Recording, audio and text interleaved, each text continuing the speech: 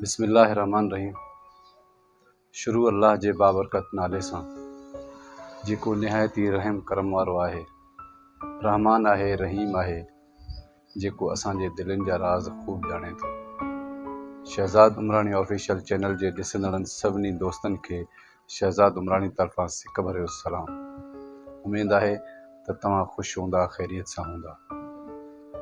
वालिदैन हमेशह इहा कोशिशि कंदो आहे त मुंहिंजो औलाद सुठी परवरिश माणे, सुठो तालीम हासिल करे ऐं मूंखां वधीक इज़त माणे।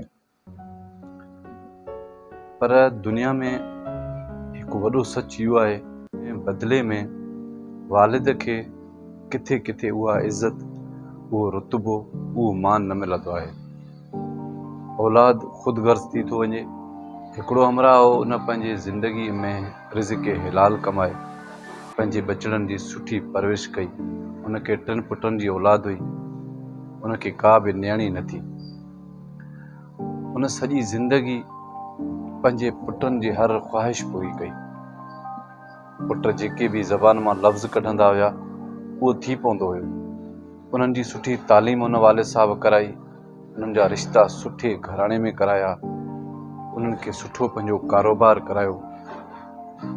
ही जिस्मानी सेहत कॾहिं साथ छॾे या का बि ख़बर कोन्हे। उहो हमरा जॾहिं बीमार थियो, उन पंहिंजी नौकरी बि छॾी। हर नंढी वॾी ज़रूरत जे करे पीउ खे हथु टंगणो पवंदो हुयो या ज़बान सां चवणो पवंदो त मुंहिंजो अॼु ही कमु कयो। नंढो पुटु जेको त ॾाढो फरमाबरदार हुयो ऐं ॿई जेके वॾा पुट हुया उन्हनि खे पंहिंजी लालच, हवस, पैसे जी जेका मस्ती उन 2 पुटनि खे हुई। हू 2 सियाणा हुया। नंढो पुटु जेको हो त पंहिंजे पीउ सां तमामु घणी मोहबत कंदो हुयो। 2 भाइरनि मशवरो करे चयो त मिल्कियत खे हिकिड़े तरफ़ रखूं था, पीउ खे हिकिड़े तरफ़ रखूं था। जेको पीउ खणे, बाक़ी जेका मिल्कियत बचंदी उहे 2 ॼणा हिसो करे खणूं। नंढे पुट चयो त पीउ मूंखे ॾियो, छो जो बीमार बि रहे थो, तव्हां हिन जो ख़्याल बि नथा कयो ऐं मां हिन जी ख़िदमत बि कयां थो। मूंखे हिन जी तकलीफ़ ॾिठी नथी वञे, मिल्कियत वञी तव्हां खणो। हू ॾाढा ख़ुशि थिया। हू चाहिनि बि इहो पिया त मिल्कियत असांखे मिले। आख़िर बीमारी जे वजह खां 2 भाइर बेज़ार थियण लॻा। हुन जूं घरवारियूं बि बेज़ार थियण लॻियूं। हुन जूं घरवारियूं चवनि सॼो ॾींहुं तव्हां वारो पीउ खंघे थो। मायूं चवनि पियूं तव्हांजे पीउ जी बीमारी असांखे न लॻे। नंढे पुटु सोचियो त मुंहिंजे पीउ जो हिते अदब एतिराम नथो थिए। उहो उतां शिफ्ट थी कंहिं ॿिए शहर ॾे वियो। उते पंहिंजे हिन पीउ जी एॾी ख़िदमत कई, एॾी ख़िदमत कई। सॼो ॾींहुं पंहिंजी मज़ूरी बि करे ईंदो हुयो ऐं वरी अची पंहिंजे पीउ खां अॻु में हाल वाल वठी उनजी कचहरी करे पोइ वञी मानी खाईंदो हुयो। ऐं उनजी घरवारी बि वरी फरमाबरदार हूंदी, उहो बि पंहिंजे सहुरे जी वॾी ख़िदमत कंदी हुई। हिकिड़े ॾींहुं पीउ हिन खे घुरायो, चई त मुंहिंजे भरिसां वेह। पुटु अची भरिसां वेठुसि। उनखे चई त तो मुंहिंजी एतिरी ख़िदमत कई, एतिरी ख़िदमत कई, तो ऐं तुंहिंजी घरवारी। तव्हां मुंहिंजे करे मिल्कियत छॾी, घर छॾियो, बनियूं छॾियूं, तव्हां मूंखे खयो। मां अलाह खे हाज़ुर थी चवां थो त मां तव्हां खां राज़ी आहियां ऐं क़यामत जे ॾींहुं पंहिंजे परवरदिगार खे चवंदुसि त मां तंहिं महिल पंहिंजे पुट खां राज़ी थी वियो आहियां, पंहिंजे नुंहं खां राज़ी थी वियो आहियां। हे मुंहिंजा मौला, तूं बि हिननि खां राज़ी थी पओ। तंहिं महिल उहो कुराड़ो दुआ पियो घुरे, हे मुंहिंजा परवरदिगार, मुंहिंजे हिन नंढे पुट सां राज़ी थी पओ, मुंहिंजी नुंहं सां राज़ी थी पओ, मां हिननि सां राज़ी आहियां। ईअं चई चंद अल्फाज़ उनजो दम परवाज़ थी वियो। हाणे उहो मज़ूरी कंदो हुयो। हिन जे पुट पंहिंजे पीउ जो दफ़न कफ़न वग़ैरह करे उन शहर मां ॿिए शहर शिफ्ट थी वियो। उते वञी हिन मच्छीअ जो वापारु शुरू कयो। मार्केट मां साझर वञी मच्छी खणी अची वरी ॻोठ में मच्छी खपाईंदो हुओ। हिन जी सुठी आमदनी थियण लॻी। हुनजी जेका घरवारी उहा बि ॾाढी नेक हुई। हुनजे ज़बान ते हमेशह बिस्मिल्लाह हूंदी। आख़िर हिकिड़े ॾींहुं हुनजो मच्छी, हुनजो पेट जॾहिं चाक कयईं छुरीअ सां, त उन में 2 हीरा निकिता। हीरा खणी वञी घरवारी खे ॾिनई त ही 2 हीरा आहिनि। घरवारी हिनखे मशवरो ॾिनो त बाज़ारि वञ, उते ॾिस त हिननि जी क़ीमत छा आहे। उहो जॾहिं हीरो बाज़ारि खणी वियो त दुकानदारनि हिनखे चयो त असां वटि एतिरी क़ीमत कोन्हे जो असां हिन जी क़ीमत अदा करे सघूं। हीउ तमामु क़ीमती हीरो आहे। हीउ मोटी अची पंहिंजी घरवारी खे सॼो हिन अहवालु ॿुधायो।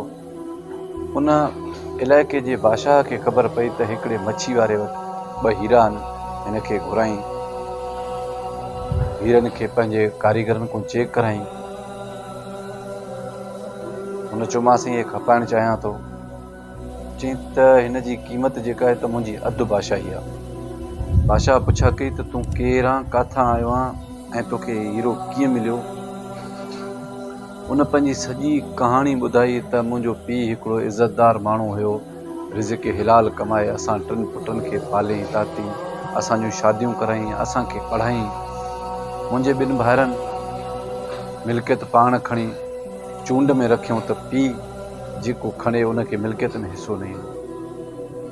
मां सोचियो जे अगरि मां मिल्कियत खणंदुसि मुंहिंजो पीउ दरपदर थी वेंदो, कुराड़ो बि थी वियो आहे त हिन जी ख़िदमत केरु कंदो। ऐं मां हिसे में पंहिंजो पीउ खयो। मां उतां लॾे अची कंहिं ॿिए शहर में अची पीउ जी ख़िदमत कई। मुंहिंजो पीउ वालिद साहब मुंहिंजो फौत थी वियो आहे। मां मच्छी जो कारोबार शुरू कयो। मच्छी जे कारोबार करण वक़्तु हिकिड़ी मच्छी जे पेट में ही 2 हीरा मूंखे मिलिया।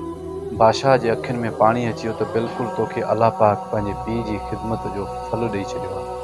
उनखे अधु बादशाही ॾेई काफ़ी सारियूं ज़मीनूं, काफ़ी सारा दुकान, मतिलबु अधु बादशाही जॾहिं थी त माना काफ़ी हिनखे हिसो मिलियो। हीउ पंहिंजे घर में ॾाढो ख़ुशि हुयो, इबादत बि कंदो हुयो। ही घरवारी या मुड़ुसु 2 नेक हुया। हिकिड़ी राति टेबल ते मानी रखियूं। मानी खाइण जा वेठा त ॿाहिरि दरवाज़े ते सदा लॻी त अलाह जे वास्ते असांजी मदद कयो।